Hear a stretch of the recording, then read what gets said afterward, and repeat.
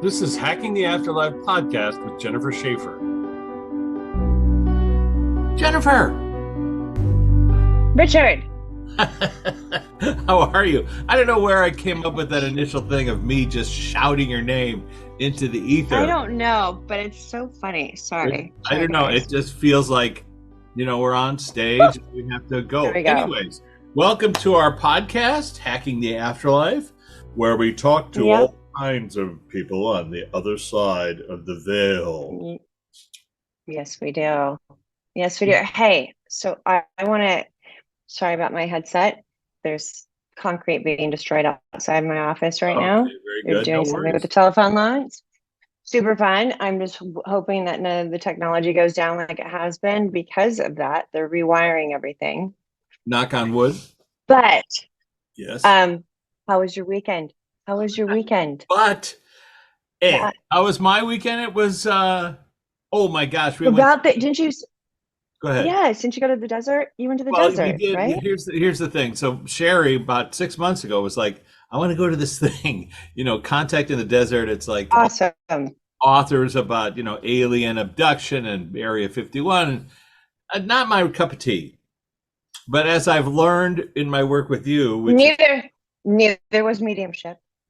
There was mediumship. When I first talked to you, you're like, oh, I'm sorry. Nah, not doing the whole medium thing. I've already been there. Done. Yeah, that's exactly what I said. And you were like, okay. With less enthusiasm too, by the way. And here we are 8 years later, the conversation continuing. So I had a great time. Yay, you. I went out there. I met a couple of authors, Paul Hynek. So that's the unusual part of that is we interviewed J. Allen Hynek some time ago. That's his father who was responsible for the project. By the way, Luana, so go ahead. Luana's like, this is what we want to talk about. Well, I love that she's just like, Richard, enough about you. Okay, great. Go ahead. Lou, you're up. No. I think about the weekend. I believe. I know why. Okay, so very good. I do want to. I don't know why. You don't know, but for the people that are going to be there for the first time or last time listening to our fabulous podcast, we don't discuss anything about what we're going to talk about ever. No. Our thread on our phone says, "Hey, what time today?" Because my time always changes. And if you see me look down, I have Luana's name. Okay, that's it. That's it. I'm here. Well, no, I'm just mad because I actually thought I was coming up with the whole questions, but I guess I wasn't. They're the ones who gave it to me. So how about your weekend? They put it in my head, oh yeah, he went there. Okay, well, it's fascinating because I do have some questions for Luana and her crew and the people that help us with the podcast. And the reason for that is because while we were in Indian Wells, where they had this Ron Janix, Captain Ron is now running the show, and he's a friend. Anyway, what happened was while I was there, George Noory came, and George, George. My son and I went over to his luncheon, and we stopped to say hi and take some pictures. And George looked at me and said, "You're the flip side guy." Like, what are you doing here? And anyway, so I got a call last night from George's producer saying, would you come on the show next Wednesday night? So I will be on Coast to Coast, 10 p.m. Los Angeles time, next Wednesday. They said, what do you want to talk about? And I said, you know what? I want to talk about aliens and this research, because fans of divine councils in the afterlife, architecture of the afterlife, occasionally aliens, whatever you want to call that, show up in people's councils. So like this wise being, they're talking to the wisest beings who've been watching over all their lifetimes, and they'll say, well, this is weird. I'm seeing a person who looks like this. Yeah. Anyway, and Jennifer and I have had so many great conversations, and I will stop in 2 seconds. Stephen, I would love to be in on that conversation. Stephen Hawking came through in a conversation that you and I asked him if he'd seen any aliens, and his reply was, we are all aliens. because we choose to incarnate from somewhere else. So I thought, well, if I'm going to talk next Wednesday about it, maybe Luana and her peeps want to help me. So, or whatever. What do you want to talk about, Lou? They said they said no. They don't want to help you at all. They don't want to talk about that. Okay. No, hold on. Hold on a second. No, no, no. They're of course kidding. They're just like, no.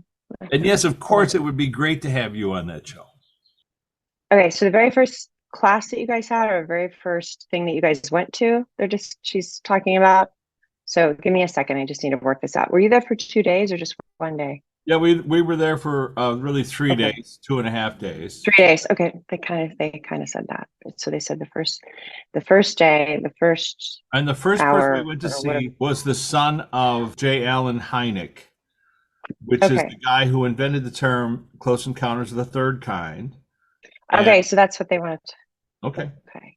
I'm not going to judge it. Richard Dreyfuss, is he alive or gone? Richard Dreyfuss is still on the planet, Okay. Hold on. Then and maybe he's it's in not Close him. Encounters of the Third Kind. He is. Okay. Just wanted to make sure because they just showed me a picture of Richard Dreyfuss and I was just trying to figure out By the way, where am I seeing him? So does J. Allen Hynek want to come through? Is that because that would be related? He's in the movie Close Encounters. Okay, you're tapping your Yes. nose. That means that is correct. You know, I have no idea who he is. Okay, no, well, we have, and you don't remember, but we've had a conversation with him because it startled me. I had seen the movie recently, and there he was in the movie, and he was my science counselor mentor when I was in 7th grade. When I won the state science fair, he was the scientist assigned to me who helped me to plan, what my science project was going to be. And so I didn't put it together that he was the guy who invented the term Close Encounters of the Third Kind and wrote, he was part of Project Blue Book.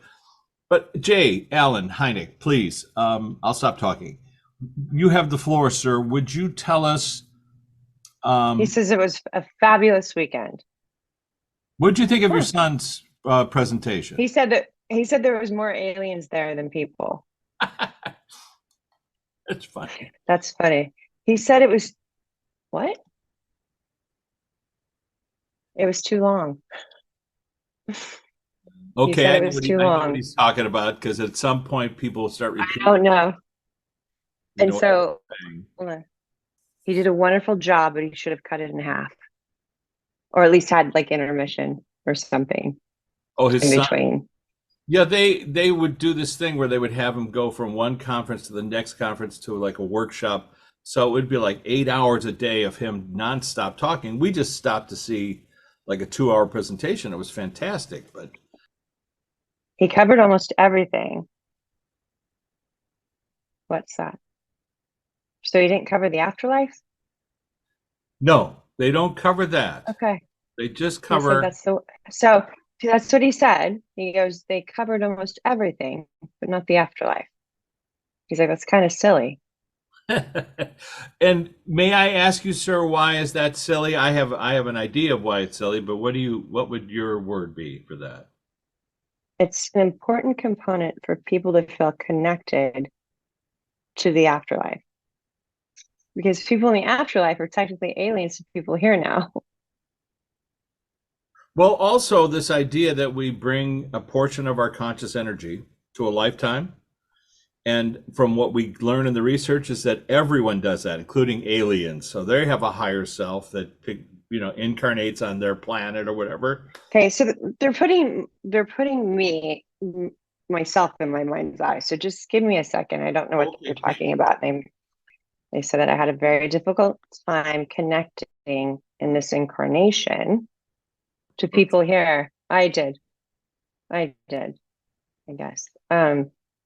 No, right? They said it was something that you felt was missing because I always felt like something was missing growing up that wasn't from here. And there's a lot of people that don't feel comfortable in their own skin that live here. I mean, I'm asking, why are they saying this? Like, so why are you bringing me up or why are you saying this? What's the And connection? the connection is I talk to the afterlife, but I also know now, which I've known all along, but it really is more apparent now than ever how vast our universe is. And that's because I've been talking to the afterlife. And I believe that's a very integral part of our connections to aliens, I guess. Well, Um, if I may, I think he's referring to, and correct me if I'm wrong, he's referring to the idea that as a medium, your filters of your brain are off kilter, the way the rest of us have filters that block information. And so if we could telepathically communicate with trees, with animals, with aliens telepathically, then we would be aware of so much more but these filters yeah, that block, our awareness. So that idea that you had a hard time because your filters were off, you see. yeah, So I think what yeah, he's saying is very you off. can train yourself to bypass those filters to communicate with people telepathically or your loved ones or et cetera, et cetera. Yeah. So my question to you is, and this comes from a Carl Sagan quote that I was looking at yesterday, which is, why is it there's not more evidence or simple things that people can point to that show that either other dimensional creatures or et cetera, have shown up here? And that's my question to Jay Allen. We do not have the sophisticated tools to capture the evidence, for starters. They looked at, they're like, well, you give evidence from the other side, but you can't capture it, right? How do you capture that evidence? I'm just giving it verbally, Yeah, I like right? the subjective experience. Correct.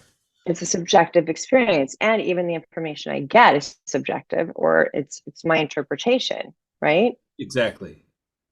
And I could totally be wrong in the interpretation when things come through. But I'm getting better. Hold on, That's generous they're of you laughing. because you are so right on the money so often. We should speak more to the councils in the afterlife about how we here can get information that proves that they're aliens among us. Okay. And so if I may clarify, you're saying that in terms of this idea of us talking to people off planet and then getting that information and then comparing those reports to thousands of others, let's say, you're tapping your nose, meaning that's right on the money. When you look at Yeah. those, it's a quote in Dr. Grayson's book After. He's the NDE guy. And he said, you can get objective data, evidence, from subjective Mhm. experiences if you ask the same questions to everybody who's had the experience. So the idea is Jennifer, let's say a number of different Jennifers out there who talk to the Okay. same people, they give you the same testimony, and then you can compare the Right. Go ahead. They want to test out the theory. So we should ask, what question would you ask, Richard? Okay, well, so the question would be, people have had these experiences for a long time of, let's say, abductions. Mm, mm, mm.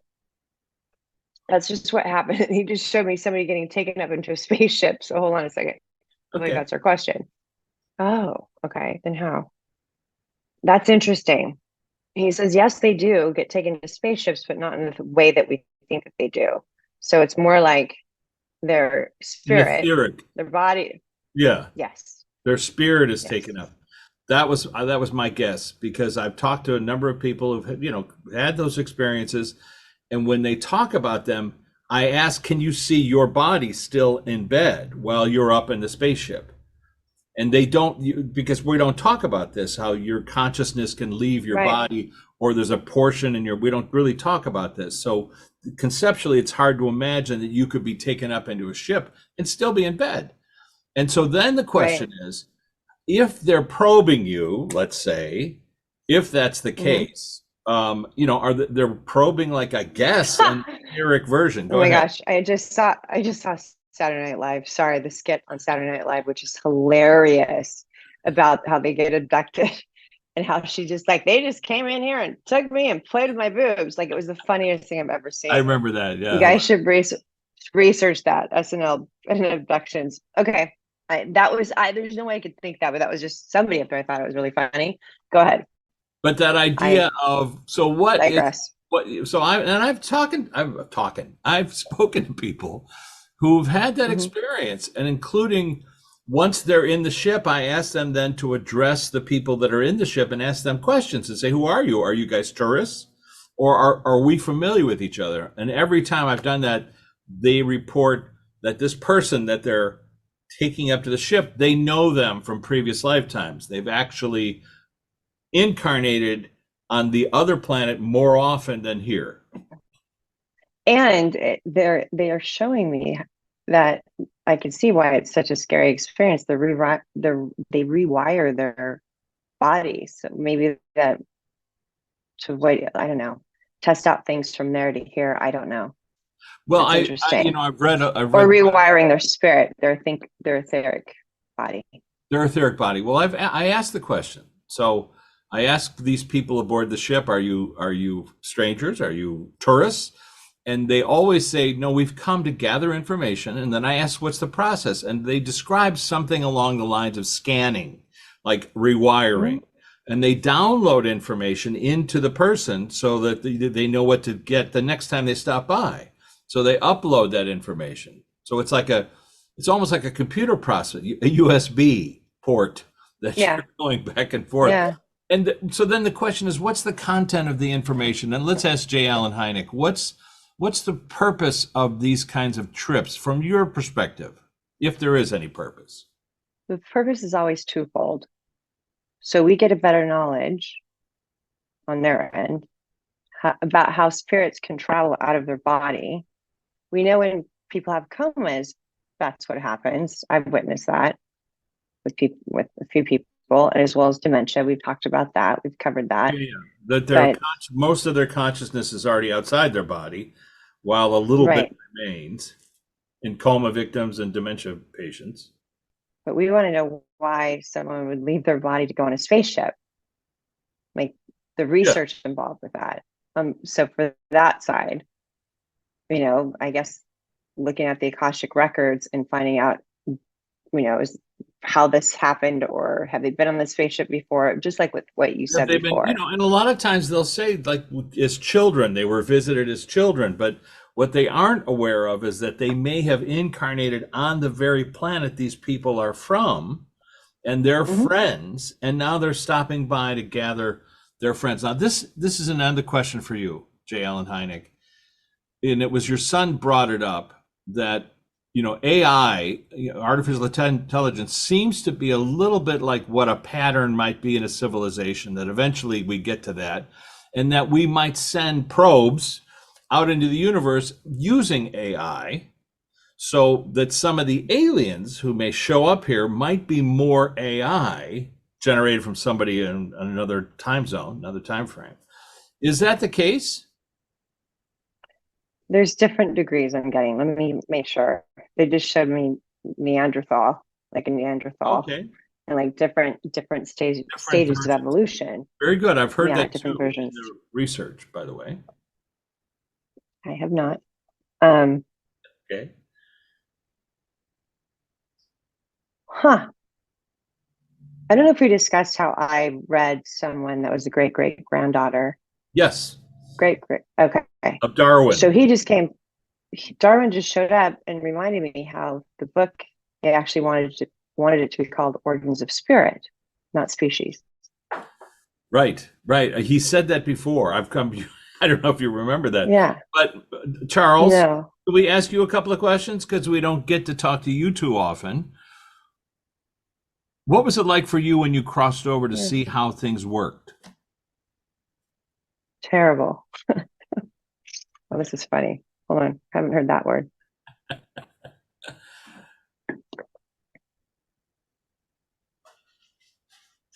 It was nothing I anticipated. Oh, wow. Why is that? Just because you weren't aware of any of it, or it was all new? It was strikingly beautiful. A place with unimaginable colors and music and sound and livelihood, like all different kinds of, talking about the different kinds of races here. He's like up that by 1 trillion, like the different species, the different kinds of humans, the different kind of aliens. Cut out for you, sir. On the flip side. Yeah. And are you continuing your work in any way? I mean, the kind of person that you are? Origins of Spirit is his new book. Yes, he's continuing. He's Wow. like, it's infinitesimal. And well, let me ask you, It's have you chosen to he said, he goes, every time he incarnates, he says it's just a one little chapter of this long book that he wants. Oh, that's so interesting. So Origins of Species could be the first one. The next one, when he incarnates, will be another version of another, you know, he just says that if I do this every single lifetime, it'll never be done. There's the so research much. is ongoing? Well, that's brilliant. And Yeah. imagine if for a And moment, you with the afterlife, us with the afterlife, right? well, imagine for a moment that, you could remember. We bypass the filters and we see the books that we've written in previous lifetimes. I do recall, somebody who wrote books in the 15th century, and I can't read them because they're in Latin. But whatever, I think it's fascinating. You're a Catholic boy. You're a That's right. Catholic boy. I What do you should read mean? some of Latin, but they're pretty thick. Well, I guess I have another question for you, Jay Allen. Excuse me, Charles. We appreciate that. Let's say anything else you want to talk about, or can I ask Jay Allen Hynek another question? I'm gonna go ahead. He's just stopping by, saying that his work will never be done. Thank you so much. That was, and Um, just to remind us. there was also another person that we talked to or listened to. His name is Matthew James Bailey, and he's an ethicist about artificial intelligence. And he talks about the divine spark, which is what Jennifer and I talk about, really.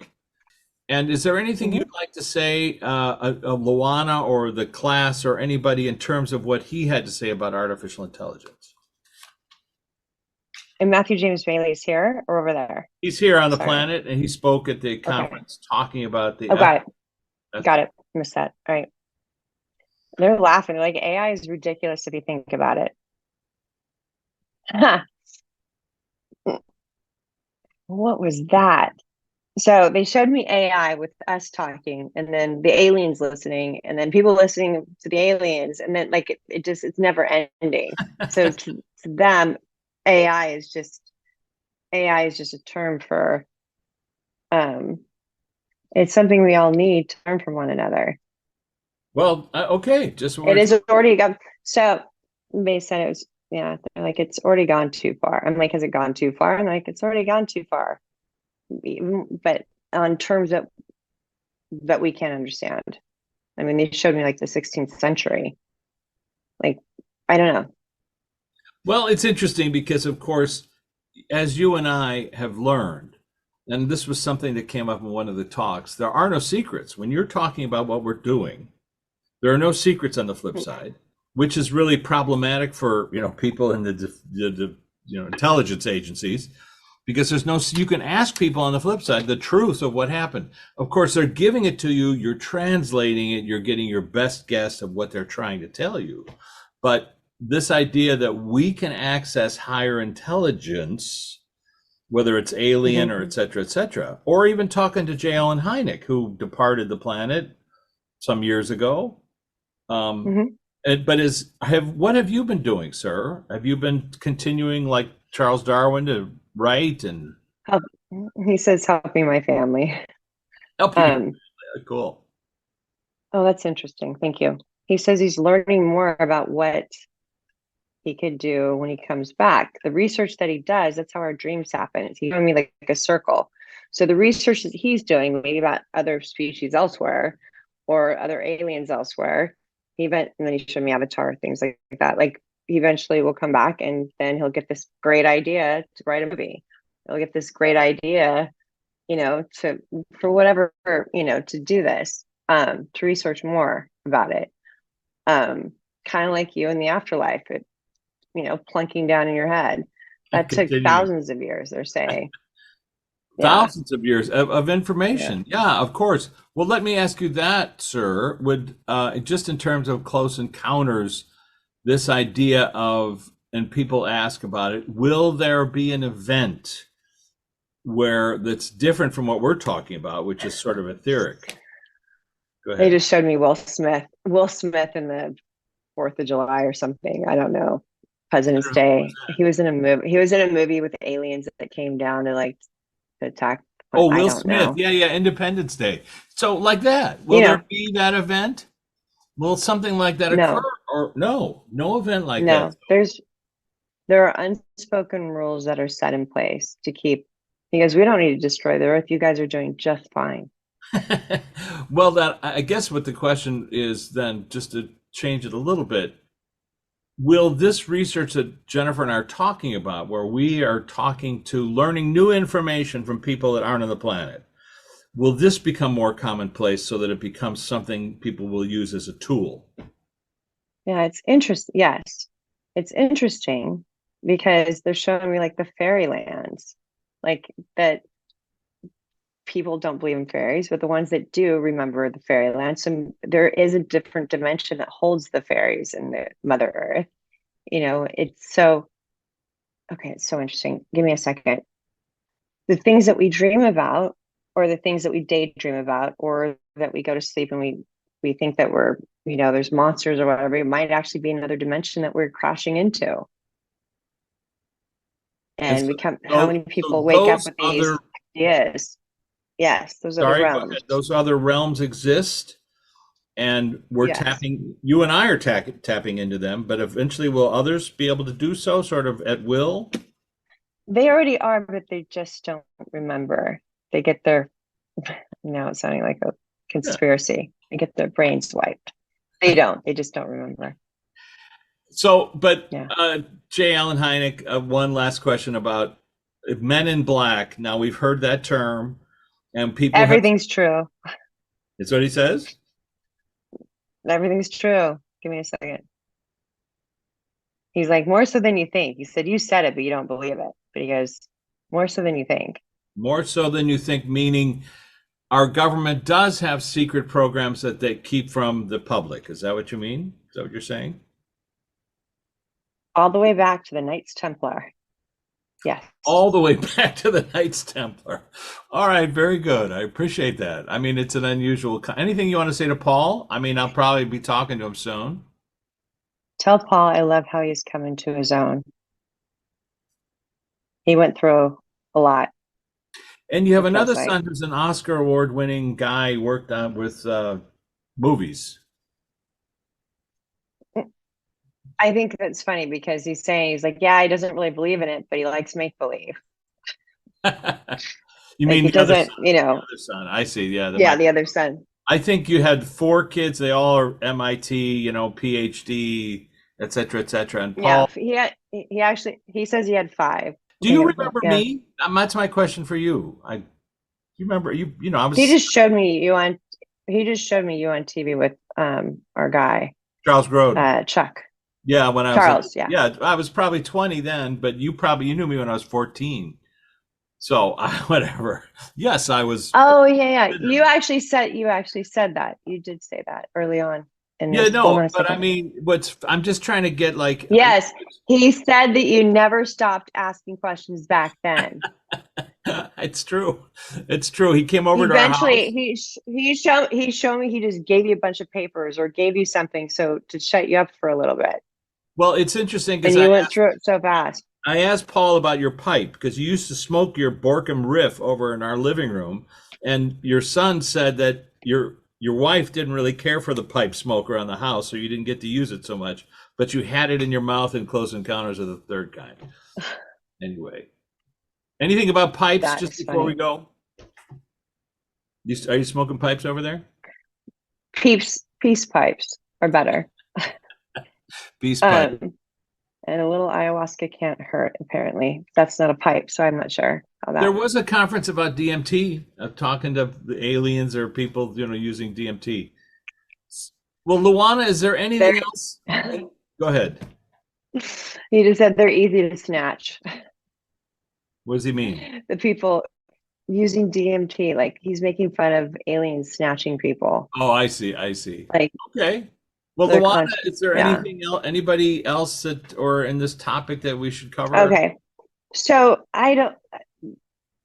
JFK, his son, RFK Jr. what is You mean RFK JFK's Jr.? son, John? I'm sorry. John. Give me a second. John has showed up a couple of times. I just need to understand, and I have a feeling I understand, but I'm not sure. Hold on. Okay, never mind. I have a client that's doing something, a documentary. Oh, And okay. those, John wanted to talk about so, that. yep, Okay, very good. John, we haven't asked that's John. Can I ask him one question? it. Sure. What was it like when you crossed over? Who was there to greet you? He said it was fucking scary. Sorry about the F word, but how he died. He's like, what do you expect? It wasn't all bliss right away. How long did He it take said for you to sort of transition to a millisecond, a millisecond? but he just said he didn't pay attention to the signs, literally. We have a mutual friend, Daryl.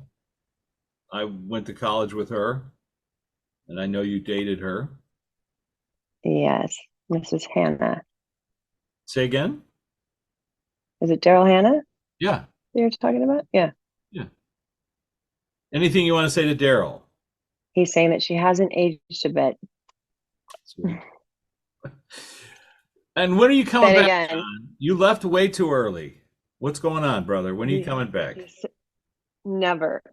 He says. He says he's all done.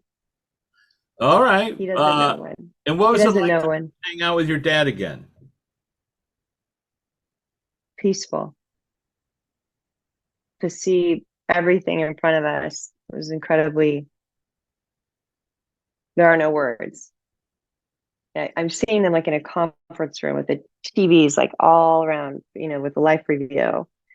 And their group, like I guess there's a group. This is the first time I've seen that, a group life review. So everybody's around watching all of their journeys together. Yeah. Did you have a lifetime with your dad before? That's my question.